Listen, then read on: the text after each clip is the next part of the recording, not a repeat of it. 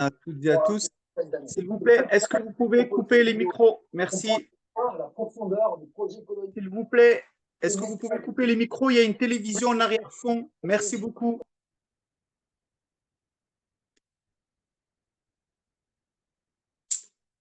Alors, juste, je règle quelque chose rapidement.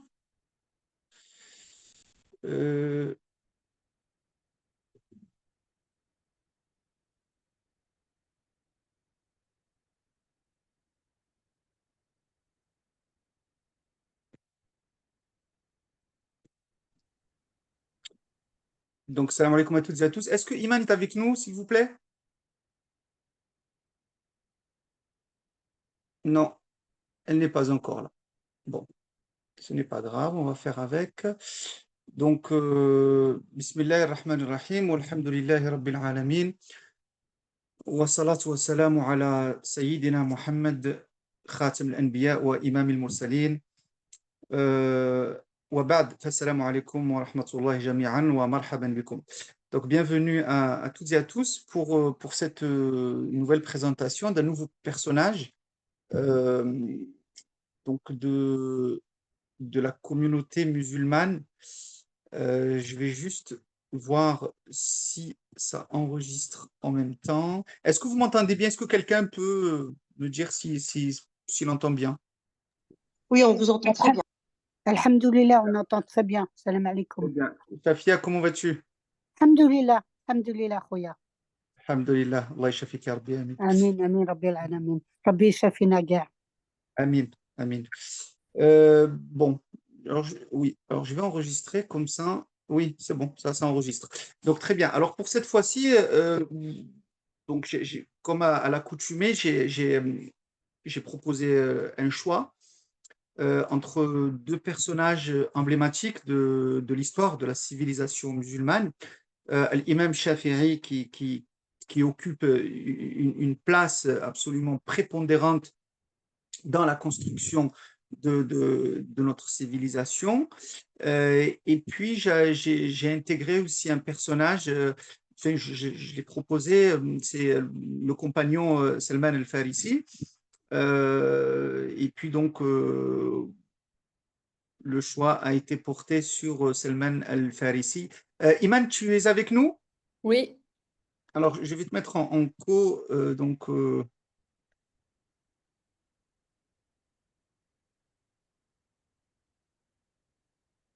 voilà, nommé animateur. Non, co-hôte, c'est ça? c'est bon, c'est ça a marché. Ok, alors confirmé. Voilà. Donc voilà, et c'est vrai que moi, dans ma tête, j'étais parti du principe euh, que vous alliez choisir l'imam Shafi'i parce que c'est un personnage qui s'est construit d'une façon absolument merveilleuse, mais je pense que le choix s'est porté sur Salman al-Farisi, radiallahu anhu, parce qu'il a un parcours qui est très singulier. Et parce que aussi c'est un compagnon du prophète sallam. On n'en a pas fait, j'ai pas traité les compagnons volontairement parce que les compagnons du prophète sallam, a priori, ils sont connus. Salman al-Farisi, c'est un homme que les savants connaissent bien, très bien, que le fuqaha connaissent bien. Tous ceux qui fréquentent Sahih Muslim, par exemple, ont certainement rencontré l'histoire de Salman al-Farisi.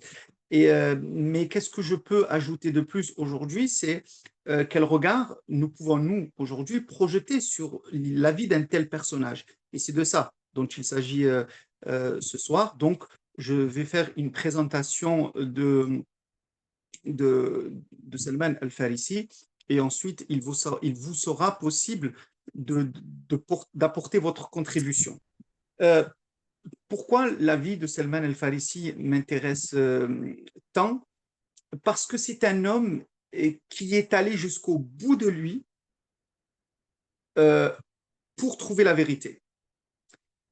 Et la recherche de la vérité est une forme d'adoration. C'est peut-être l'une des formes d'adoration les plus élevées. Pourquoi? Parce qu'elle nous place immédiatement à proximité du Très-Haut et de cette manière, nous pouvons lui rendre l'adoration qu'on lui doit. Il dit dans le Coran وَمَا خَلَقْتُ الْإِنسَ وَمَا خَلَقْتُ الْجِنَّ وَالْإِنسَ إِلَّا لِيَعْبُدُونَ. Je n'ai créé les djinns et les hommes que pour qu'ils m'adorent. Mais il faut comprendre ce que revêt ce verset. Et je pense que l'histoire de Salman al-Farisi peut nous apporter quelques éclaircissements, quelques lumières à propos de ce verset. Dans la vie de tous les jours, dans notre monde, l'être humain est peut-être le plus curieux qui soit. Parce que les animaux, les plantes, tous les êtres vivants sont réglés d'une certaine façon et ils ne dérogent pas à la règle et ils vivent depuis que Dieu a créé les cieux de la terre à peu près de la même façon. Ils remplissent un rôle qui est le leur et puis quand ils doivent mourir, ils meurent sans vouloir s'agripper à tout prix à la vie. Et puis les animaux rares sont les animaux qui connaissent l'idée de vengeance, par exemple. Donc l'être humain est un être très curieux. Et en ce qui concerne le sacrifice de soi, on rencontre plusieurs sortes de personnages. Il y en a, pour s'enrichir matériellement, ils sont prêts à tout. Ils sont prêts à marcher sur leurs principes, à marcher sur leur famille, à vendre leur âme pour s'enrichir matériellement. Parce que c'est le but ultime, en fait, de leur existence. D'autres, pour acquérir un peu de pouvoir, ils sont prêts à vendre leur honneur, à vendre tout ce qu'ils ont de cher, à vendre tous leurs principes pour arriver à ce but. Et puis, vous avez une autre catégorie de gens à laquelle appartient Salman al-Farisi, c'est des gens qui sont prêts à échanger leur confort, leurs biens, leurs richesses, même leur famille, jusqu'à leur liberté pour acquérir la vérité. Et c'est de ça dont il s'agit aujourd'hui, c'est de cette catégorie de personnages qui ont absolument tout donné, absolument rien épargné pour la vérité. L'autre catégorie de personnages, ceux qui sont prêts à tout pour des biens matériels, ceux qui sont bien à tout pour le pouvoir, eh bien, on les voit tous les jours. Et c'est pour ça que dans la pièce de théâtre d'Antigone, elle dit, vous me dites tous avec votre bonheur, avec votre vie qu'il faut aimer coûte que coûte. On dirait des chiens qui lèchent tout ce qu'ils trouvent. Voilà à quoi réduit Antigone ce genre de personnages qui sont prêts à tout. Et en préparant cette conférence, cette citation d'Antigone m'était revenue en tête. Donc, voilà. Et puis, c'est humain, j'allais dire, parce que dans le Coran, on rencontre des versets qui parlent de cette double, voire triple dimension de l'être humain. Dans Surat Ali Imran, Dieu dit Minkum man yuridu dunya wa minkum man yuridu al-akhirah. Il en est parmi vous qui désirent la vie d'ici-bas et d'autres qui désirent la vie de l'au-delà. Et ce verset-là, Minkum man yuridu dunya wa minkum man yuridu al-akhirah, il a été révélé à la suite de la bataille de Uhud. Et certains compagnons ont dit, avant la révélation de ce verset, nous étions persuadés que nous voulions tous la vie de l'au-delà, qu'on était prêts à se sacrifier pour ce but que nous considérons supérieur à celui de la vie ici-bas. Mais dans ce verset-là, Dieu nous a rappelé que parmi nous, parmi les compagnons du prophète, parmi ceux qui ont participé avec lui sur un champ de bataille, il en est qui préfèrent la vie d'ici-bas. Alors que doit-on dire de certains gens qui n'ont jamais côtoyé l'univers de la foi? Minkum man yuridu dunya wa minkum man yuridu al-akhirah. Et puis j'ai voulu aussi placer cette conférence sous l'autorité d'Aristote qui avait dit le sacrifice de soi-même est la condition de la vertu. Et je n'ai pas trouvé meilleur exemple que l'histoire de Salman al-Farisi pour mettre en image ce que Aristote avait dit. Alors, voilà un peu en guise d'introduction. Maintenant, entrons dans le vif du sujet. Qui est Salman al-Farisi au départ? Nous allons reprendre l'histoire qu'il a lui-même racontée en fait, hein, parce que quand il a raconté son histoire au prophète sallallahu alayhi wa sallam, le prophète a rassemblé autour de lui les compagnons et leur a dit, écoutez cette histoire, écoutez-la attentivement, parce que dans cette histoire-là, il y a des leçons pour vous. Et c'est cette histoire que je vous raconte ce soir, comme Salman al-Farisi l'a lui-même en fait raconté. Alors, à la base, c'est le fils d'un mage zoroastrien, mazdéen, en Perse. Et son père était un grand mage, et il s'occupait de l'entretien du feu. Bon, vous connaissez un peu la religion mazdéenne, zoroastrienne. Zoroastre, c'est le prophète de cette religion. Il considère que le feu est le reflet, le symbole de Dieu, que le feu est symbole de pureté, il est à la fois la lumière qui éclaire le monde, mais aussi la pureté. Et donc, le feu doit être entretenu et doit absolument jamais, évidemment, s'éteindre.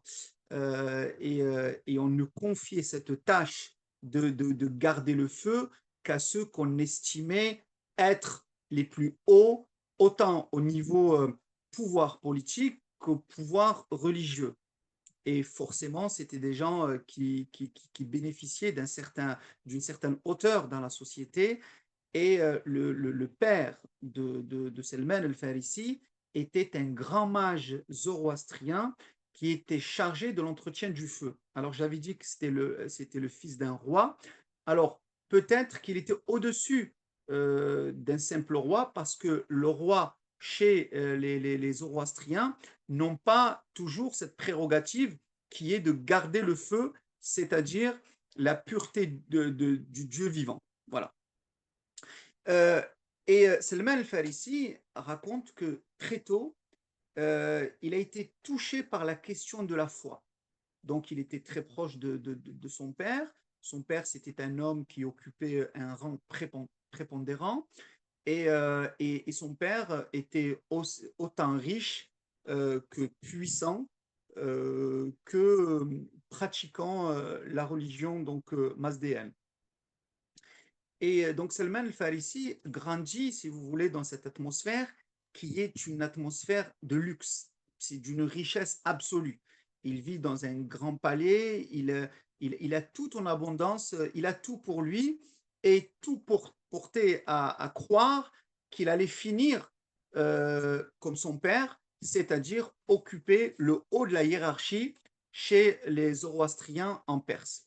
Mais il se trouve que la fitra de ce jeune garçon a toujours été vivace. Et donc, il raconte qu'il était très proche de son père. Le père de Salman al-Farisi avait un amour pour son fils qui était étonnant. Tel point, il racontait que son père parfois voulait vraiment l'empêcher de sortir, tellement il avait peur de perdre cet enfant auquel il tenait tant.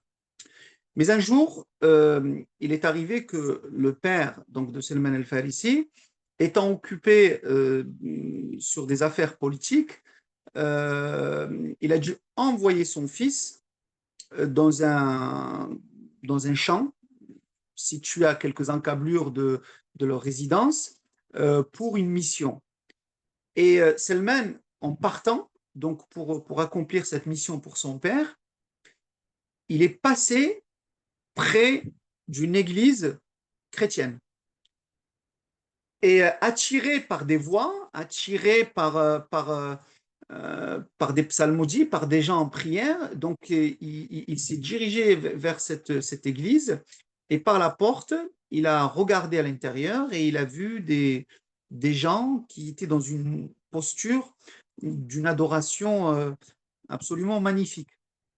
Il a été frappé par le visage de ces gens, par ces pratiquants, et il leur a tout simplement demandé quelle était cette religion qu'ils pratiquaient avec autant de ferveur. Et ils lui ont expliqué les principes de leur religion. Et Salman al-Farisi a dit, j'ai été frappé et j'ai été happé par la ferveur que dégageaient tous ces adorateurs de Dieu. Et j'ai compris qu'il y avait dans cette religion-là quelque chose de plus profond que dans la religion de mon père. Et j'ai décidé donc de garder contact avec ces gens-là. Et mes questionnements se sont succédés jusqu'à la nuit. Et lorsque je suis retourné chez moi, mon père était dans un état second. Il avait eu très peur pour moi et donc il avait envoyé des chercheurs un petit peu partout. Et j'ai expliqué à mon père ce qu'il en était. J'ai lui expliqué que je suis tombé sur une église. Bref, il lui a rapporté toute l'histoire. Et là, son père lui avait dit, je t'interdis absolument formellement de retourner auprès de ces gens-là. Et son père avait eu une telle peur qu'il a dû enchaîner son fils chez lui pour l'empêcher de retourner.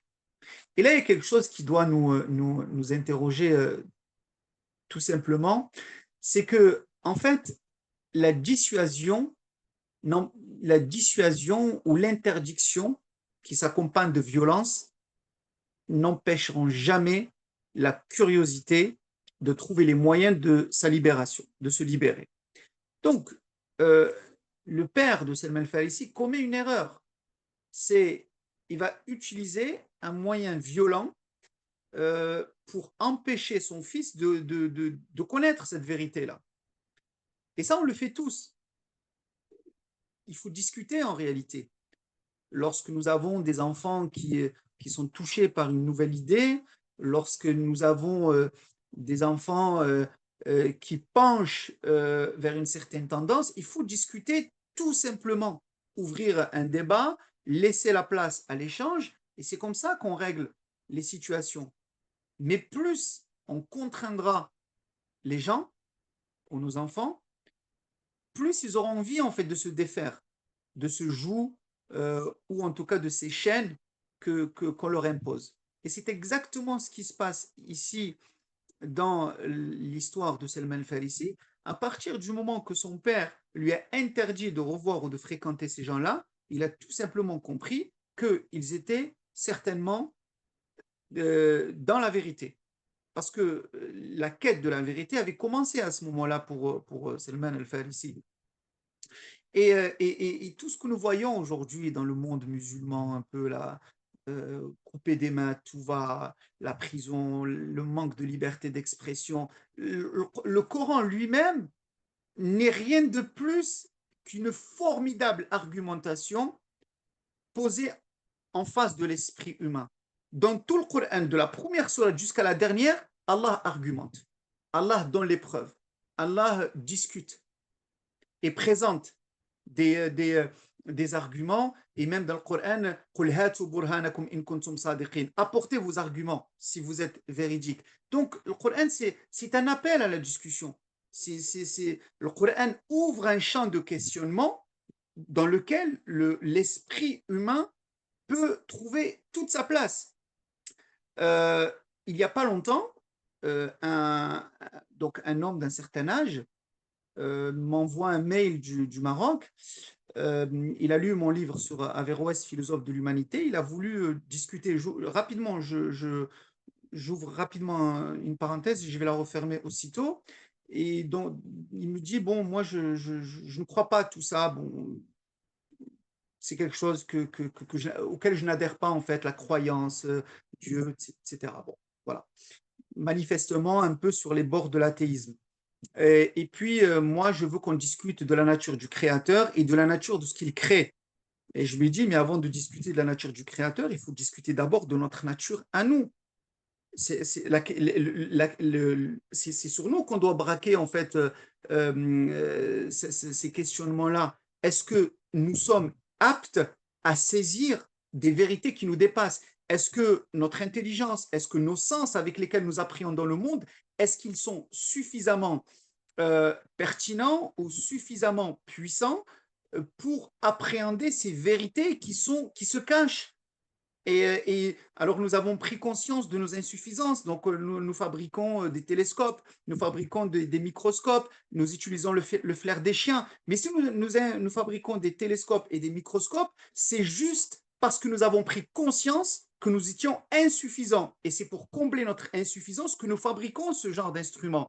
Mais ce genre d'instruments, nous les fabriquons qu'à la mesure de l'ignorance dont nous avons pris conscience. Alors, imaginons l'étendue de cette ignorance dont nous n'avons pas encore pris conscience.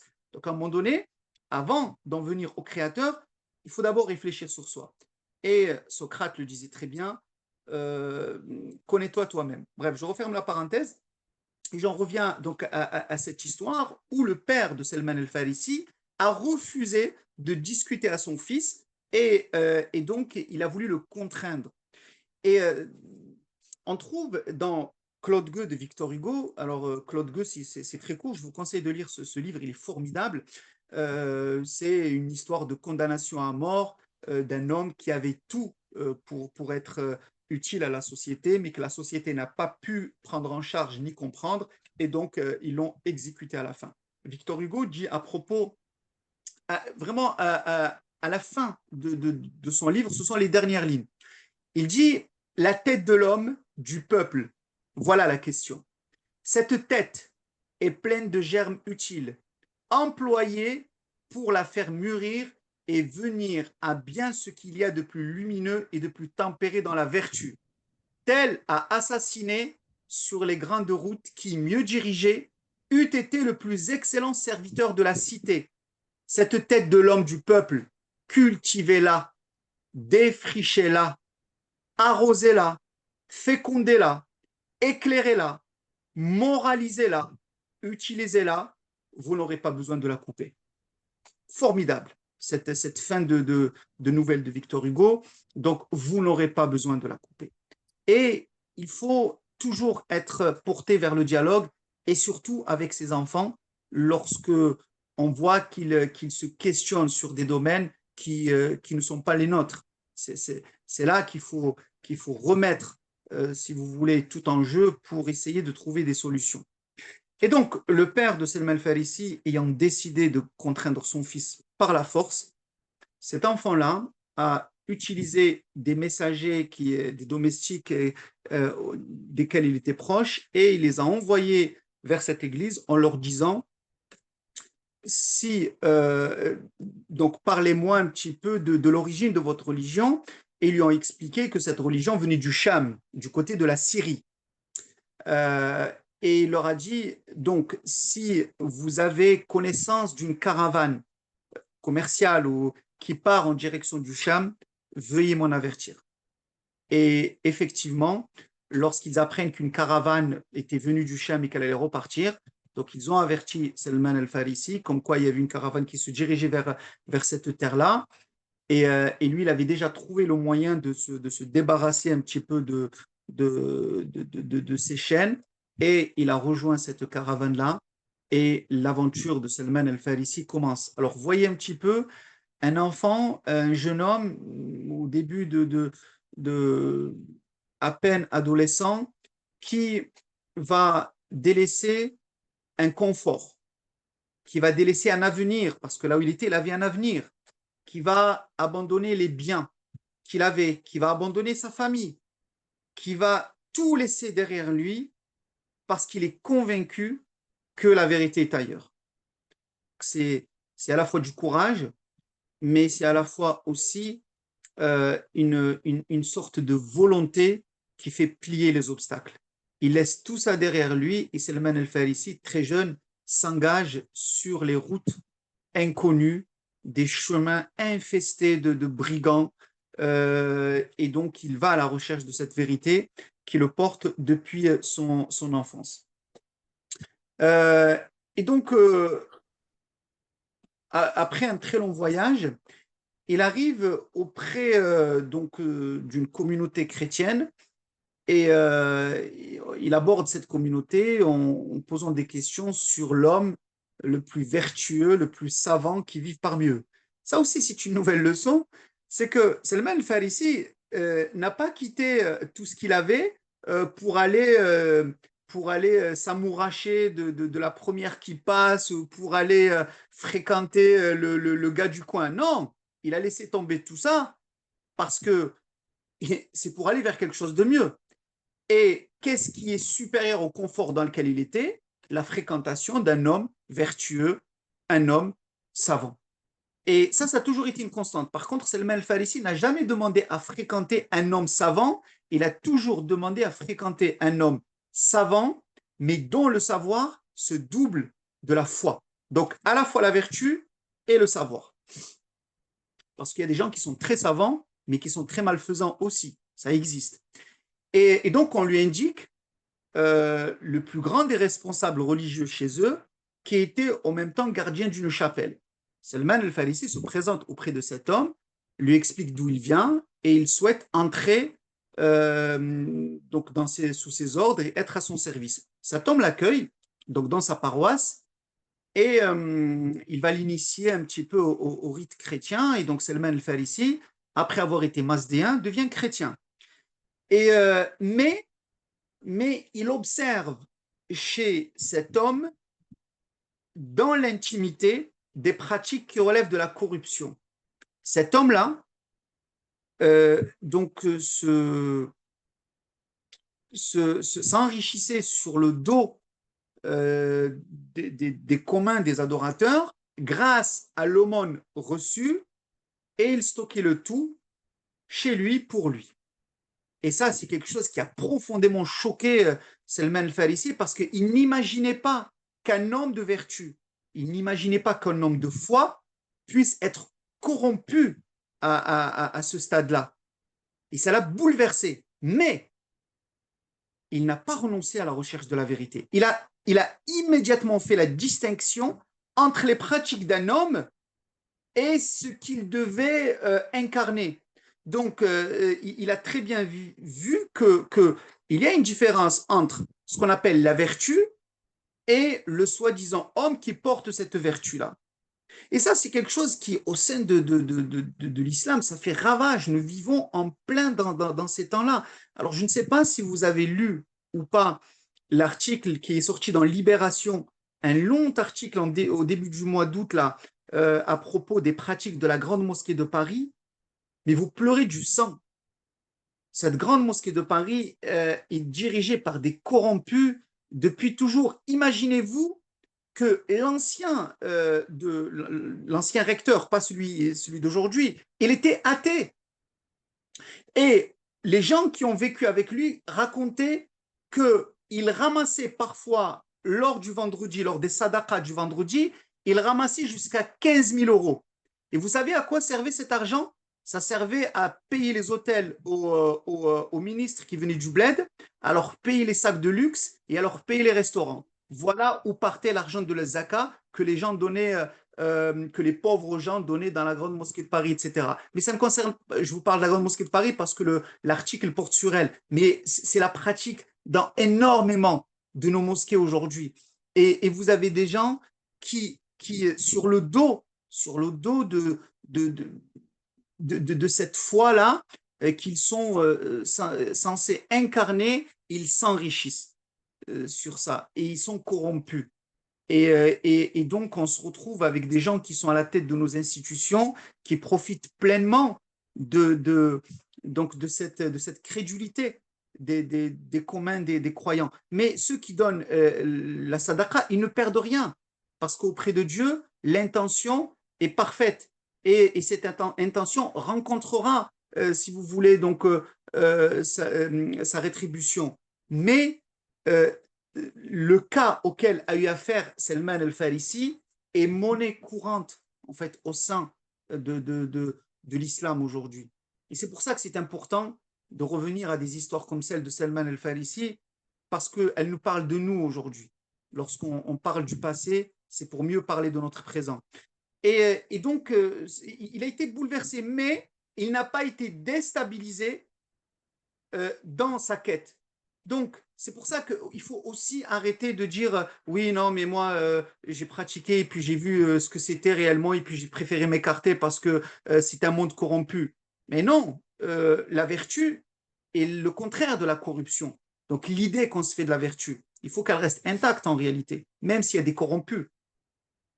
Et donc, je passe, et quand cet homme est mort, Selman raconte que les gens sont venus le pleurer parce qu'ils le considéraient comme le père un petit peu de la cité. Et Selman al-Farisi leur a dit, leur a tout avoué et leur a dit, c'est l'homme le plus corrompu que j'ai pu voir de mon existence. C'est un homme qui est un malfaisant. Et donc, Selman raconte qu'il s'était jeté sur lui parce qu'il considérait qu'il profanait sa mémoire. Donc, il a réussi à se dégager en disant, mais si vous considérez que ce que je raconte est faux, suivez-moi. Et effectivement, ils l'ont suivi et il est allé leur montrer tout ce que cet homme avait stocké de façon complètement illégale. Et cet homme-là, donc le cadavre de cet homme a été exposé, a été mutilé, donc ils se sont acharnés un petit peu dessus, et c'est ainsi que Salman al-Farisi a dû quitter ce lieu-là. Mais non, pardon, il n'a pas quitté ce lieu-là, mais il est entré sous les ordres d'un nouveau religieux qui avait pris la place de l'ancien. Et là, il va vivre une toute autre expérience. Et Salman dit, je n'ai jamais vu, et là il le raconte aux compagnons du prophète, il dit, je n'ai jamais vu quelqu'un qui fait les 5 prières aussi vertueux que cet homme que j'ai fréquenté. Alors là, il fréquente un homme d'une vertu absolument effarante. Il dit, de ma vie, je n'ai vu un homme avec des intentions aussi pures, avec un comportement aussi chaste, et avec cette façon de pratiquer la religion. Et j'ai beaucoup appris auprès de cet homme et je me suis nourri de ses lumières. Quand cet homme donc allait décéder, Salman lui avait dit conseille-moi, oriente-moi vers un homme qui soit capable de parfaire mon éducation parce que tu vas partir, tu es malade, tu es en instance de départ, donc conseille-moi. Vous voyez, Salman al-Farisi, il recherche toujours le haut de gamme, hein, il y a pas, il recherche pas, il se contente pas de peu, lui il veut le sommet du sommet. C'est pour ça que lorsqu'on fréquente les gens, il faut fréquenter les meilleurs, tout simplement, quoi. Et lorsqu'on étudie, il faut aller auprès des meilleurs professeurs. Il faut toujours chercher le meilleur. Dans Surat Al-Kahf, vous lisez ça normalement tous les vendredis. Azka Taram, quand il se réveille, il dit, il va nous chercher la plus pure des nourritures, la plus pure des nourritures. Vous voyez, même dans la nourriture, quoi. Alors qu'à l'époque, ils mangeaient tous bio, hein, il n'y a pas de souci là-dessus, mais malgré ça, ils disaient, va chercher la plus pure. Donc, toujours ce qu'il y a de plus pur, toujours ce qu'il y a de plus élevé. Et c'est exactement la pratique de Salman al-Farisi. Et cet homme-là, donc, lui indique un homme qui est à Mossoul, en Irak actuel. Et il lui dit, rends-toi auprès de cet homme, et lui donne une indication à peu près complète. Et Salman al-Farisi, après avoir vécu au Cham, maintenant va se déplacer du côté de l'Irak. Dieu sait combien de temps a duré ce voyage, mais il arrive donc auprès de cet homme-là et il le rencontre effectivement.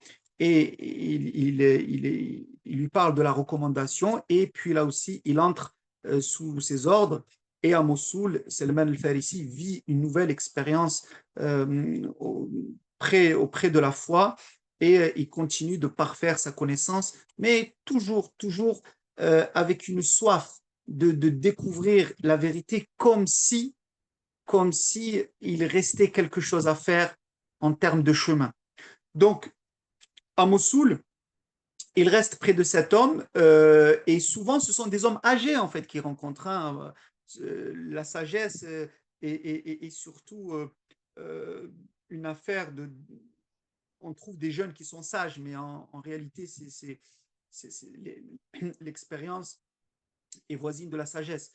Et donc, lorsque cet homme à Mossoul est prêt de partir aussi, Salman al-Farisi lui pose la même question qu'il avait posée avant, en lui disant, indique-moi un homme qui puisse me porter un homme auprès duquel je puisse m'épanouir comme je me suis épanoui auprès de toi.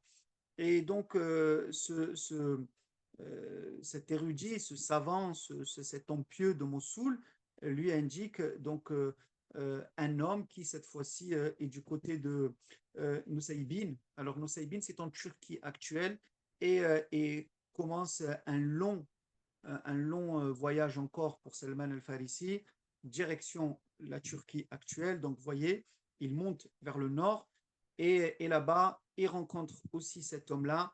Et durant un laps de temps assez important, Salman al-Farisi donc, est aux ordres de cet homme et continue sa quête, continue ses apprentissages et continue à tracer son chemin dans la foi. Et puis, donc, de Nusaybin, il se déplace vers une autre ville qui s'appelle cette fois-ci Amorium, toujours en Turquie. Et puis là-bas aussi, il entre sous les ordres d'un homme sage, un homme d'une certaine vertu, et auprès duquel donc il apprend beaucoup. Et il s'avère que cet homme-là a davantage de savoir que ceux qui l'avaient précédé. Et Salman sentait qu'il allait rencontrer quelque chose de singulier auprès de cet homme. Et lorsque cet homme allait décéder, à son tour, Salman Farisi lui repose la question. Et cet homme-là lui dit, je ne connais personne qui puisse te porter plus haut que le degré auquel tu es parvenu. Et Salman se retrouve complètement dépourvu d'espoir parce que pour Salman, son chemin n'est pas fini. Il le sentait bien. Et donc, il insiste auprès de cet homme. Cet homme lui dit, écoute, je peux te l'affirmer, je n'ai pas connaissance d'un homme qui puisse te porter à nouveau. Par contre, je sais que nous sommes au temps de l'avènement d'un nouveau prophète, de l'ultime prophète. Je vais te donner des indications et c'est à toi de faire ton chemin pour essayer de le trouver. C'est un homme qui adviendra chez les Arabes. C'est un homme qui connaîtra l'exil et c'est un homme qui vivra dans une cité où il y a des palmeraies et une cité où il y a 2 espaces couverts de pierres noires, 2 espaces impraticables. C'est un prophète qui refuse l'aumône, mais qui accepte le cadeau. C'est un prophète dont le signe de la prophétie, un poil aussi long que la plume d'un coq, est situé entre ses omoplates. Voilà tout ce que je peux te dire et voilà toute l'aide que je puisse t'apporter. Et en fait, alors, il m'est arrivé de chercher, si vous voulez, dans certains livres, les signes de l'avènement du prophète. Je n'ai pas beaucoup trouvé et surtout, ce que les anciens disaient, eh bien, je ne le retrouve pas aujourd'hui. Mais de tous les livres que j'ai lus, il s'avère que les anciens avaient ces connaissances-là. Je pense, et ça c'est une pensée personnelle et c'est une conviction que j'ai, que lorsqu'il y a eu la guerre idéologique entre le pape et l'islam, je pense que beaucoup de choses dans les livres sacrés des chrétiens, des juifs, ont été retirées, surtout en ce qui concerne les indications claires de l'avènement d'un prophète. Mais lorsqu'on lit les récits qui datent d'avant la guerre idéologique, apparemment, ces livres-là regorgeaient d'indications sur l'avènement du prophète. C'est pour ça que lorsque le prophète est parti s'installer à Médine, les Juifs de Médine savaient déjà qu'ils étaient au temps d'un nouveau prophète, ils connaissaient déjà toutes ces caractéristiques. Et ce sont eux-mêmes, en fait, qui avaient indiqué aux Ansar, donc les Arabes de Médine, Al-Khazraj ou Al-Aws, c'est eux-mêmes qui leur avaient indiqué qu'un prophète était prêt de sortir chez les Arabes, de la descendance d'Ismaïl.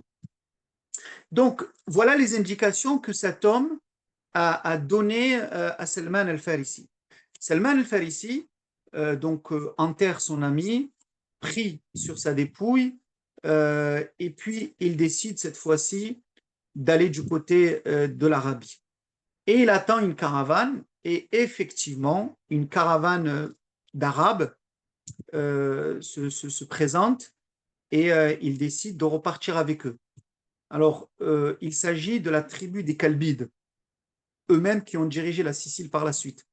Donc, ils lui ont accordé donc, une place parmi eux, mais à condition de payer, parce que c'est un voyage. Et donc, lui, il a dit, écoutez, moi, j'ai des biens ici, j'ai des vaches, j'ai des bovins, j'ai des moutons, je vous donne tout, et ça sera ma façon de vous payer. Et ils ont accepté. Je vais pousser la vidéo sur le... Voilà. S'il vous plaît, est-ce que vous pouvez éteindre les micros? Merci, juste pour que je puisse avancer dans le propos. Merci beaucoup. Donc, ces Arabes-là l'ont accepté parmi eux, et en cours de chemin, ils lui ont tombé dessus et l'ont dépouillé du reste de ce qu'ils avaient. On ne change pas, nous, les Arabes, vous voyez. Et puis, ils le vendent à un commerçant juif. Ils le vendent en tant qu'esclave. Imaginez-vous, pour quelqu'un qui a grandi dans le luxe persan, qui se retrouve esclave, vendu par des Arabes à un commerçant juif. Et là, Salman al-Farisi perd toute liberté de mouvement. Donc, il devient esclave. Ce commerçant juif le vend à un cousin à lui. Et donc, ce cousin-là l'achète pour une somme et l'emmène avec lui. D'abord, il reste un peu dans le nord de l'Arabie, et puis ensuite, il est emmené du côté de Ouad al-Qura. Voilà, c'est dans le nord de la péninsule arabique. À Ouad al-Qura, il reste. Alors, à Ouad al-Qura, il dit effectivement, j'ai trouvé des palmeraies, mais je n'ai pas trouvé ces espaces de pierres noires impraticables, donc je m'étais dit que peut-être ce n'était pas ici. De Ouad al-Qura, il a été vendu à un juif de Yathrib. Yathrib, c'est l'ancien nom de Médine. Subhanallah, vous voyez un petit peu le plan de Dieu pour Salman al-Farisi. Lui, il est perdu, là, c'est un esclave, il n'a même plus sa liberté, c'est-à-dire qu'il est vendu de main en main. Et quand il arrive à Yathrib, donc en tant qu'esclave, évidemment, il regarde autour de lui, il voit les palmeraies, et surtout, il voit ces deux espaces qui sont aujourd'hui visibles encore hein, près de l'université de Médine, hein, pour ceux qui connaissent un peu Médine. Donc, et là, il remercie Dieu parce qu'il sait qu'il est à l'endroit où il fallait être. Et là, Salman al-Farisi raconte que, en fait, il a subi de telles difficultés, c'est-à-dire qu'il a été obligé ou qu'il a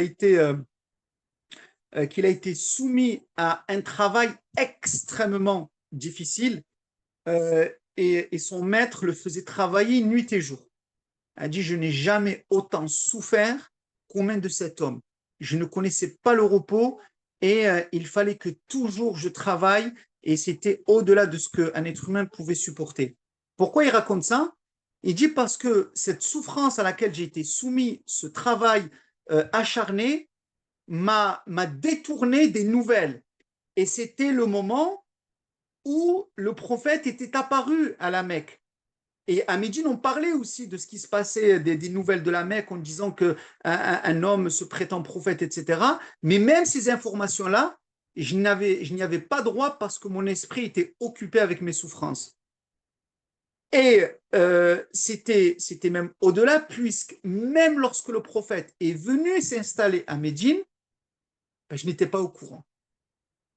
Et comment est-ce que j'ai pu le savoir? Salman al-Farisi raconte, il dit, j'étais un jour au-dessus d'un palmier pour cueillir les fruits, et au bas du palmier, mon maître discutait avec un autre coreligionnaire juif.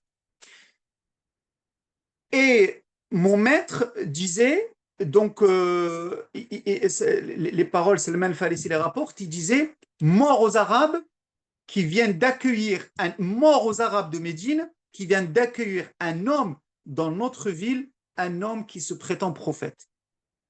Et là, Salman al-Farisi dit, lorsque j'ai entendu ça, j'ai failli tomber du haut de la palmeraie, je me suis enfiévré parce que tout ce que j'attendais depuis mon enfance était enfin arrivé.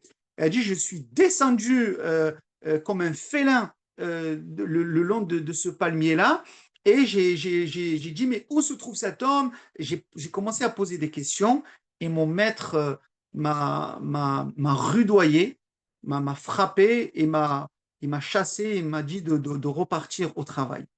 Et puis, il a dit le soir, quand j'avais un peu de répit, j'ai pris avec moi quelques dates et je suis allé en direction de l'endroit où on m'avait dit que ce prophète se trouvait. Et quand je suis arrivé, je l'ai vu et je lui ai présenté donc ces quelques dates-là en lui disant, j'ai entendu dire que tu es un homme vertueux et je me permets de t'offrir en tant qu'aumône ces dates-là à toi et à tes amis. Le prophète a pris ces dates, il m'a remercié et il les a données à ses amis. C'est une aumône et il ne l'a pas accepté. Et donc, je m'étais dit, voilà le premier signe. Ensuite, j'ai pris un autre plateau et je lui ai dit, peut-être que tu n'as pas aimé ce que je t'ai proposé, voilà autre chose en guise de cadeau. Et là, il a pris ça, il s'en est nourri et il a aussi partagé avec ses compagnons. Et je m'étais dit, voilà le second signe. Il me restait le troisième signe et c'était cette marque entre les omoplates, ce poil. Il dit, mais comment faire pour regarder entre les omoplates du prophète sallam? Et cette question me taraudait, cette question me travaillait. Et très souvent, j'essayais de trouver un moment de répit pour me rendre auprès de cet homme et pour essayer de trouver l'occasion de voir ce signe qui manquait tant. Jusqu'à ce qu'il y ait un enterrement.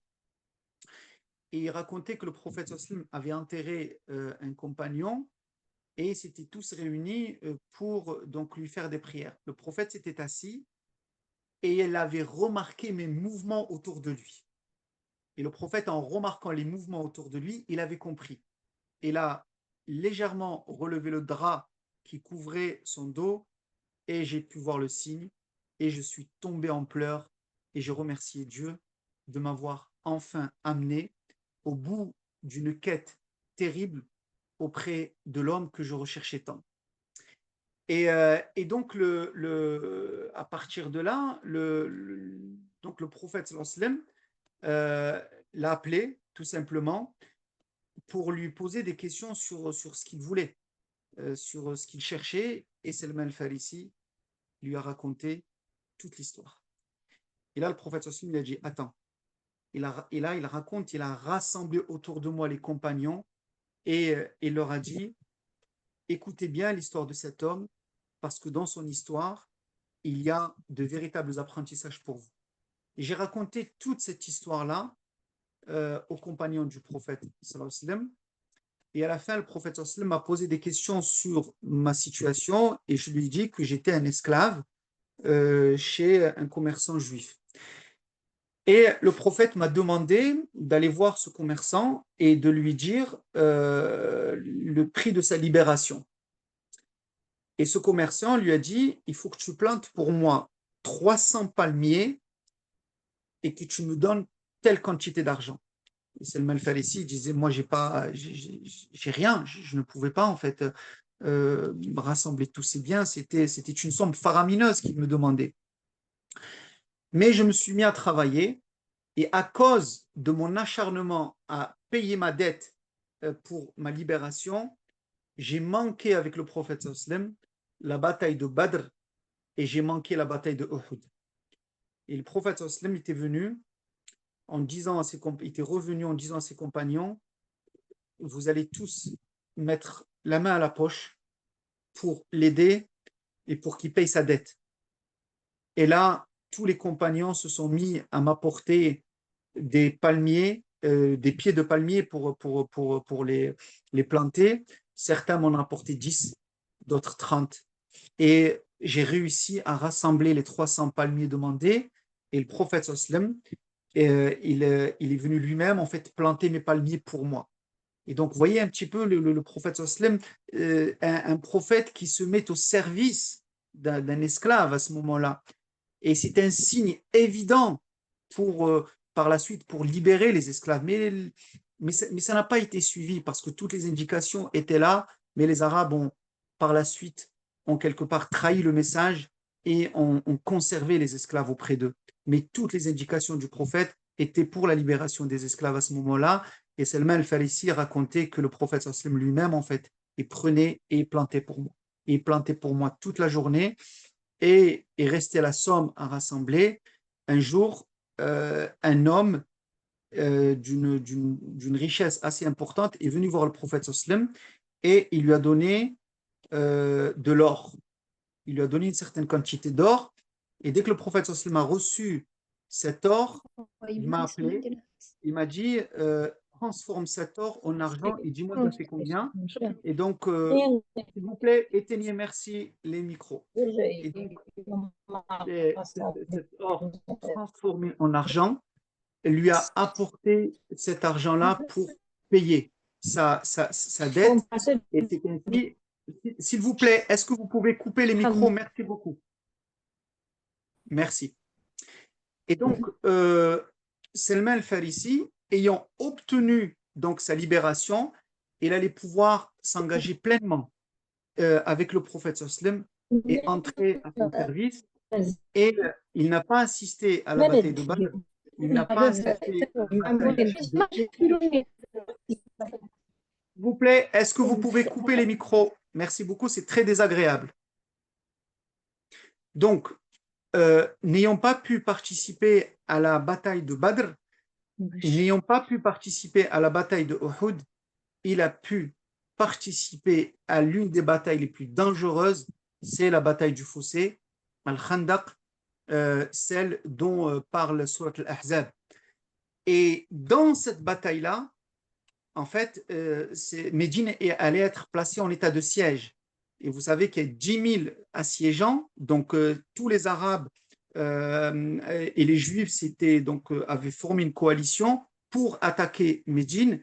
Et le prophète sallam, ils étaient trop peu à Médine pour pouvoir faire face à tout ça. Et ils sont tombés dans un véritable dilemme.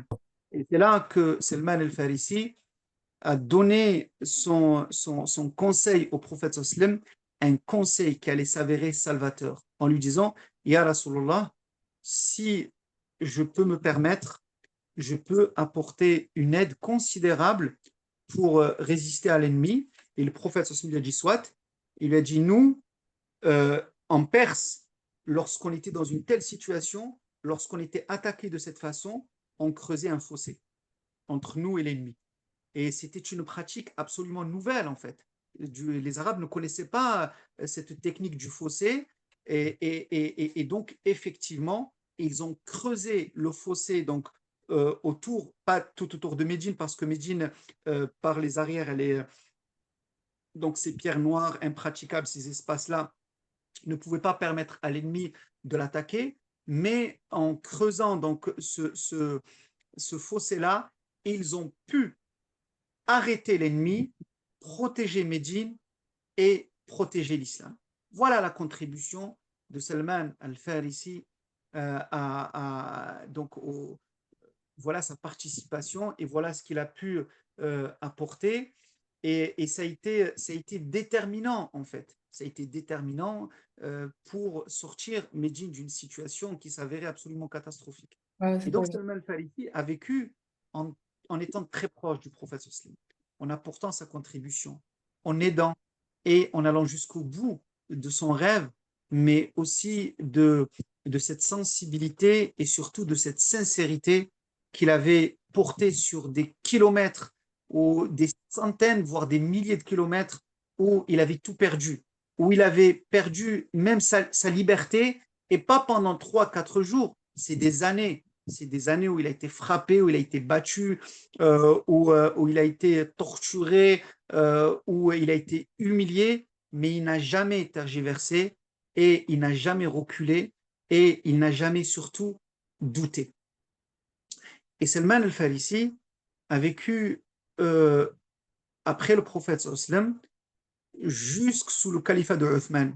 Il est mort sous le califat de Uthman et sous le califat de Ali, pardon, sous le califat de Omar ibn Khattab. Vous savez que Omar ibn Khattab était un homme intransigeant. Le jour où Omar est mort, il y a une femme vertueuse, elle a crié, aujourd'hui l'islam est tombé. Et Omar avait sélectionné euh, parmi les compagnons ceux qui étaient les plus justes, et les plus probes, les plus compétents, les plus pieux pour leur confier la direction de certaines régions.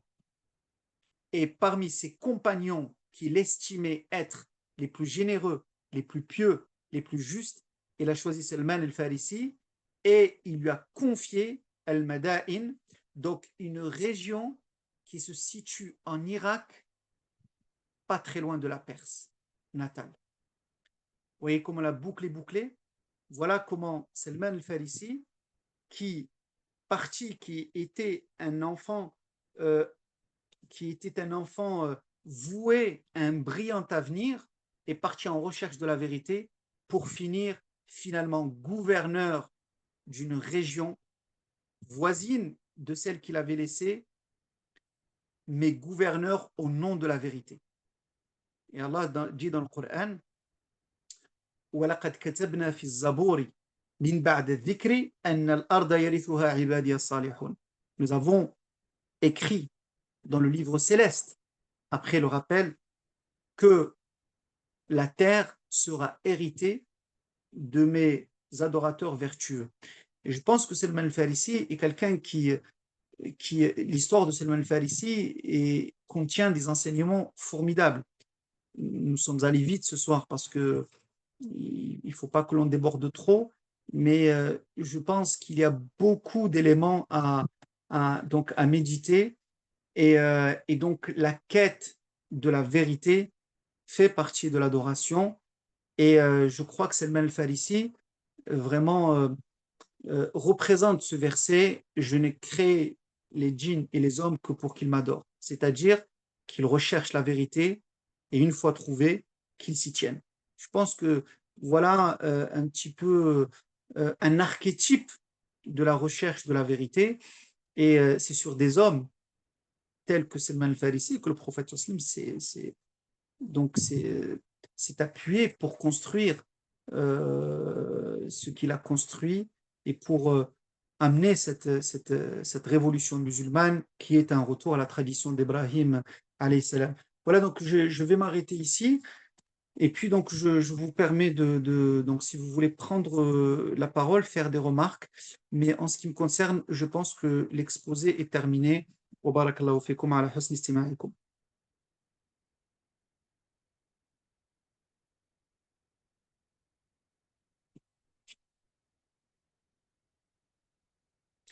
Vous êtes plus de 70 personnes et n'hésitez pas s'il y a des questions parce que ça serait intéressant que l'on profite d'un tel exposé pour parler de notre situation parce que c'est ça en fait qui est important, c'est que vous voyez dans Salman al-Farisi, nous avons vu le rapport père-enfant qui n'était pas un rapport sur des bases saines. Nous avons vu aussi que Salman al-Farisi a fréquenté des hommes qui, sous le couvert de la vertu, s'étaient livrés à des pratiques corrompues et vicieuses. Nous avons vu Salman al-Farisi avec des hommes de foi. Nous l'avons vu, donc, mais sans jamais renoncer à ce qu'il considérait comme étant, étant la chose la plus riche, la plus belle et la plus honorable, à savoir tout simplement la vérité. Salam alaikum. Salam alaikum. En fait, moi, ça me fait penser à une problématique justement sociale aujourd'hui. Je trouve Imen qui a pris la parole. qu'on voit. Ah, pardon. Oui, Vous m'entendez ou pas? euh, Julia, alors on va laisser la parole à Julia et après. Après, il y a Sarah. Ok, très bien. Je te laisse gérer, Iman, s'il te plaît. Vas-y. Merci. Oui, Julia. Oui. En fait, du coup, je trouve que dans notre communauté, il y a souvent. Je trouve que c'est un grand problème, en fait, justement, la course aux richesses. En fait, les gens, le seul but, enfin, le but ultime de la plupart des gens, c'est d'accumuler des richesses, belles voitures, et même s'ils font la prière ou le ramadan, tout ça, enfin.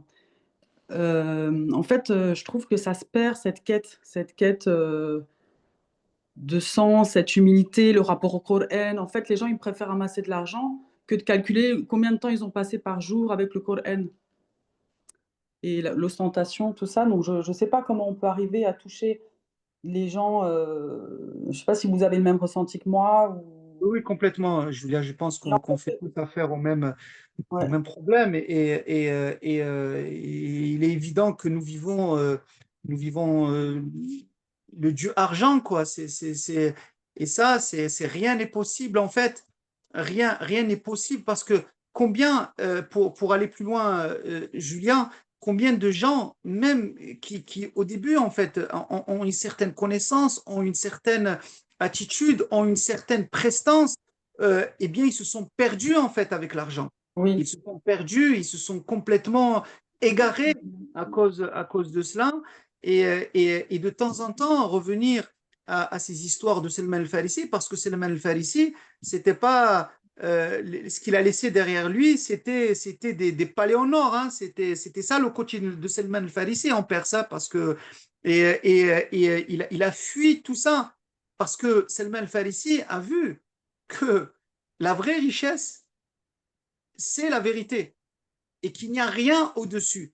Donc en fait, échanger ce qui est faux pour ce qui est vrai, pour lui, ça ne l'a pas du tout dérangé. Mais ce qui est très frappant dans l'histoire de Salman al-Farisi, c'est qu'à aucun moment, il n'a douté de lui. On le trouve nulle part lorsqu'il raconte, etc. Donc c'était quelqu'un qui avançait sans aucun doute. mm. Et après, comment diffuser ça auprès des gens qui ne lisent pas? Vous voyez? Enfin, moi, je sais que je trouve qu'il y a beaucoup de musulmans qui lisent pas. Je sais pas si tu t'en rends compte, ou, mais bon. Et en fait, du coup, on n'arrive pas à les toucher. Par exemple, moi, si je fais une pub sur cette conférence, ils trouvent même pas Salman El Enfin, vous voyez, enfin, tu vois, donc je sais pas comment on peut arriver à toucher les gens. Après, pour Peut-être répondre par à des cette petites question, histoires ouais, dans le ouais. quotidien. Après, tu sais, Julien, le prophète sallam, il a construit un noyau autour de lui. Euh, Ça va être dans nos cours qu'on va faire, Inch'Allah, dès la rentrée, on reviendra sur toutes ces problématiques. Mais le prophète sallam, il a construit un noyau très dur, un noyau qui pouvait faire face à toutes les épreuves. Le jour où le prophète sallam, il est parti en fait en guerre, c'était la première fois qu'il partait en guerre avec ses compagnons. Il ne savait pas qui allait résister, qui allait.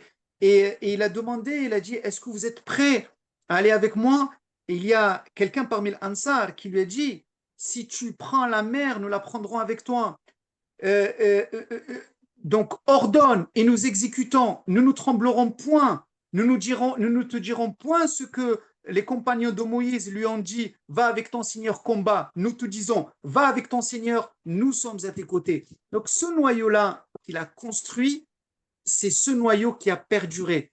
Après, il est évident que c'est de la nature humaine de ne pas être totalement ferme. Il en est quelques-uns. C'est pas donné à tout le monde. C'est même dans le Coran, en fait. Regardez, par exemple, vous avez un verset coranique qui dit وَقُلْ رَبِّ زِدْنِي عِلْمًا. Demande à Dieu de t'ajouter plus de science. C'est une demande que tu peux faire et Dieu peut y répondre. Par contre, sur la question de la sagesse, il est dit c'est lui qui donne la sagesse. En fait, la sagesse, c'est un don de Dieu Et il donne la sagesse à qui il veut, et celui qui reçoit ce don de sagesse a certes reçu un très grand bienfait. Donc, un petit peu, si vous sentez cette rahma en vous, soyez digne d'elle, mais ne considérez pas l'être humain comme un seul bloc. Non, on avance toujours avec un noyau, et si on arrive à construire un petit noyau autour de soi, c'est déjà énorme. Mais il est impossible de... Le prophète Sassim lui-même, en fait, n'a pas réussi et dans le Coran, c'est écrit, même si tu donnais tout ce qu'il y a sur la terre, tu ne les accrocherais pas fermement. Et imaginez-vous, le prophète Sassim, il est en train de faire le pèlerinage d'adieu, et lors du pèlerinage d'adieu, quelqu'un a tenté de l'assassiner. Alors qu'un musulman, hein, quelqu'un qui s'est converti. Vous voyez, donc vous voyez, on revient toujours à la question du noyau, et c'est sur ce noyau-là qu'il faut compter. Après, pour le reste, c'est trop compliqué.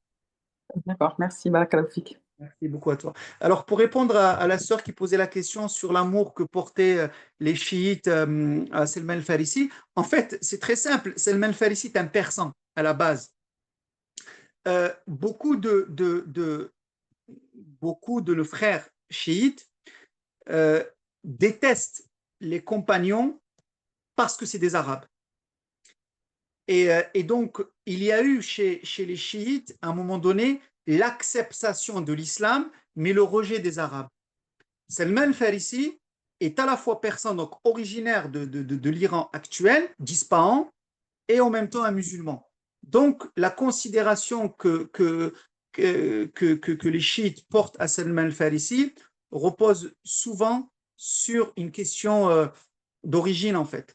Et étant persan lui-même, il est apprécié beaucoup plus que les Arabes. Mais bon, ça, ce n'était pas du tout le but de Salman Farisi, mais les choses sont ainsi. Sarah, tu as la parole, vas-y. Salam alaikum Abdelrahim et bonsoir à tous. Déjà, merci pour l'exposé. Franchement, c'était hyper intéressant. Et les recherches aussi, du coup, que ça a dû solliciter derrière. Moi, j'avais une question plus pour prolonger la fin. Ce que je trouve vraiment intéressant, c'est que du coup, si on résume, mais de façon très rapide, la vie de Selman, c'est quelqu'un qui a été à la recherche de la vérité et des valeurs finalement qui sont dans l'islam. Et à la fin, donc, il devient gouverneur, donc ça veut dire qu'il a la capacité de euh, concrétiser par des actions ces valeurs. Et du coup, l'idée, c'était de savoir est-ce qu'il y a des écrits qui parlent de ce qu'il a fait en tant que gouverneur et voilà ce qu'il a pu apporter en fait à la région Alors, qu'il a très gouvernée. sincèrement, je n'ai pas poussé mes recherches jusque-là. Très certainement, si on s'y attelle, on pourrait trouver, parce que vous savez que Omar rencontrait tous les gouverneurs une fois par an lors du pèlerinage à la Mecque. Et donc, une fois par an, les gouverneurs de toutes les régions venaient le rencontrer pour lui rendre donc des comptes sur ce qu'il faisait. Et très certainement, nous avons des choses sur Salman al-Farisi, mais j'avoue que pour ce cours-là, je ne suis pas allé aussi loin. Désolé. Ok, non, mais pas de problème. Et sinon, comment tu fais toi pour tes recherches? Comment tu trouves tu t'appuies sur des sources dans langue arabe? Enfin, tu trouves Oui, des choses oui, en oui. français? Ouais, essentiellement en langue arabe. Euh, Ok. alors, très sincèrement, subhanallah, c'est une question qui est très, très intéressante. Moi, durant mon enfance et mon adolescence, j'ai beaucoup fréquenté les mosquées et j'ai écouté beaucoup, en fait, aussi de cours. J'ai suivi beaucoup de cours, que ce soit au Maroc ou ici. Et comme j'ai toujours été intéressé par les contes, par les récits, donc c'est quelque chose qui toujours me frappait, quoi. Et certains récits m'ont toujours frappé, même si on les a mal expliqués, même si on les a expliqués que de façon partielle, des choses m'ont frappé, sont restées en moi pendant très longtemps. Et quand j'ai écouté, je ne me souviens plus quand, le récit de Salman al-Farisi, que je l'avais retrouvé dans Sahih Muslim par la suite, ça m'avait énormément frappé parce que c'est une histoire très atypique, parce que alors, il y a de quoi faire un formidable livre en fait autour de cette aventure et les conditions de voyage à l'époque. Et surtout le courage que tout cela demande.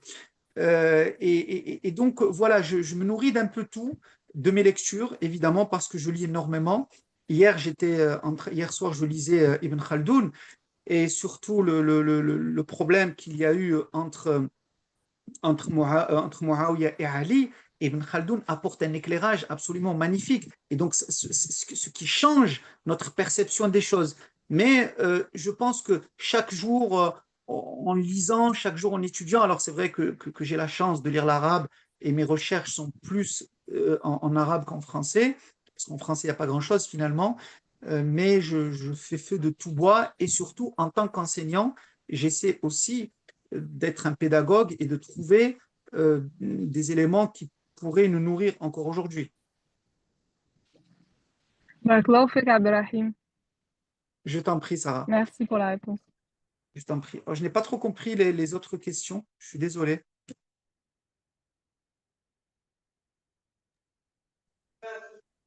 Salam alaikum wa rahmatullahi wa barakatuh. Wa alaykoum salam. Asma. Je ne sais pas si je peux prendre la parole ou pas. Si, bien sûr, tu peux, vas-y. Ok, très bien. Enfin, moi, ici, c'est pas vraiment une question, mais c'est un peu le regard que j'ai sur Salman Farisi radiallahu anhu. Salman, pour moi, c'est un peu, au vu ici de l'exposé, c'est un peu le modèle un peu de sacrifice. Le sacrifice qu'il a fait pour atteindre un certain savoir. C'est un sacrifice au niveau de sa famille, un sacrifice au niveau de sa personne à lui, un sacrifice même au niveau des biens. Et je me dis, au fait, par là, à l'heure actuelle, qu'est-ce que nous, on sacrifie finalement pour le ilm? Et là, vu que je suis certains cours, on a souvent un peu, on entend souvent, oui, mais ça, c'est un peu trop cher. Ce cours-là est trop cher. Ce cours-ci, voilà, aller à la mosquée et prendre un cours, ben, c'est cher. Et je me dis, subhanallah, mais pourquoi pour les choses mondaines, on ne se pose pas ce genre de réflexion, de questions, subhanallah, hein. Et voilà, et je me dis, ben, il y a peut-être une faille aussi de ce côté-là. Par contre, j'ai une autre question, c'est lorsque vous dites qu'il faut trouver le meilleur des professeurs. Mais comment savoir qu'un tel, c'est le meilleur ou pas forcément que dans les ilms, hein, mais je veux dire même, on peut aller dans tous les niveaux, même au niveau médical, par exemple. Comment je vais savoir que tel médecin, c'est le meilleur? Parce que d'une personne à une autre, ça peut être différent, que ce soit au niveau des professeurs, au niveau, enfin, dans tout, en fait. Comment je peux savoir qu'un tel, c'est le meilleur? Voilà, wallahu a'lam. Barakallahu. Ouais.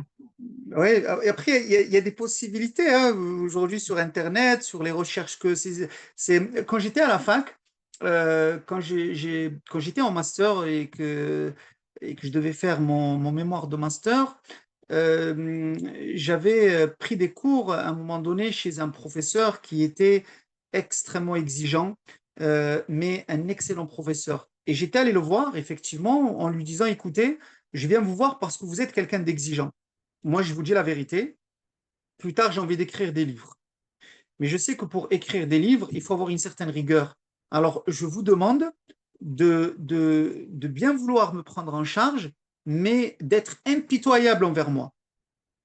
Et je lui avais dit ça à ce professeur-là. Il avait souri, il avait accepté. Et moi, j'ai toujours su un petit peu écrire. Donc, je m'étais dit, bon, ça va passer. Voilà, il va y avoir des choses et tout. Je me croyais fort, hein. Mais mon mémoire, il me l'a fait refaire 3 fois. Je n'en pouvais plus. Je voulais abandonner. Vraiment, j'en pouvais plus. C'était au-delà de ce que je pensais. Mais il me l'a fait refaire 3 fois. Mais après, j'ai su.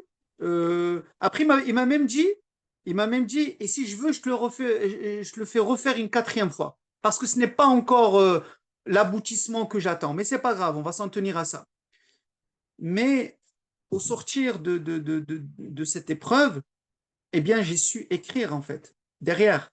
Et donc, ça m'a beaucoup aidé finalement. Ça, c'est un exemple personnel, il n'a rien d'extraordinaire, mais c'est l'exemple que j'ai sous la main là tout de suite.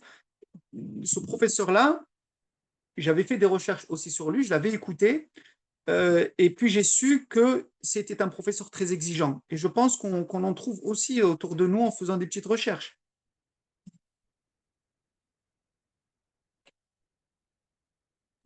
Salam alaikum. Wa alaykoum salam, Shafia. Salam alaikum à tous. Juste avant Moi, Shafia, il y avait pardon, Ibrahim. Et après, je te mets Shafia, d'accord? ok. Vas-y. Assalamu alaikum wa rahmatullah. Wa alaykoum salam, Ibrahim. Bienvenue. Taoufik, déjà pour le cours. Et j'avais une question, c'est très simple, hein, c'est juste par rapport à sa tranche d'âge. Je voulais savoir, il avait quel âge quand il a pris sa première caravane jusqu'au Chem et il avait quel âge quand il a rencontré pour la première fois Rasulullah sallallahu alayhi wa sallam. Alors, Selma El-Farisi ne parle pas de son âge, donc nous n'avons pas de précision par rapport à ça. Par contre, en estimant les voyages qu'il a fait, les distances, plus les années passées, il est fort probable qu'il soit parti vers la fin de son adolescence et qu'il ait rencontré le prophète sallam au plus fort de sa personne. Donc il a vécu jusqu'au califat de Uthman. Donc nous sommes un peu au début de son adolescence, enfin nous sommes à la fin de son adolescence et nous sommes peut-être entre 30 et 40 ans au moment où il rencontre le prophète sallallahu alayhi wa sallam. Wallahu a'lam. Barakallahu fik. Wa fik. Oui. Salam alaikum à tous. Alaykoum salam, Shafia. Marhaban. Merci. Merci déjà pour ce cours magistral. Moi, j'ai juste une réflexion. Bon, j'ai pas de questions parce que tout est clair et net. Moi, je dis en tant que musulmane, Inch'Allah, le constat est alarmant. Le constat est alarmant et je rejoins ce que a dit Julia. C'est à peu près la même chose que je voulais dire. Le constat est alarmant, j'insiste vraiment. On n'est plus à la quête de la vérité. En fait, on se dit musulman parce qu'on fait les piliers. Est-ce que c'est sincère ou est-ce que c'est mécanique? Donc le constat est vraiment alarmant, voire vraiment, on est à une époque où notre religion, elle n'est pas respectée à sa juste valeur.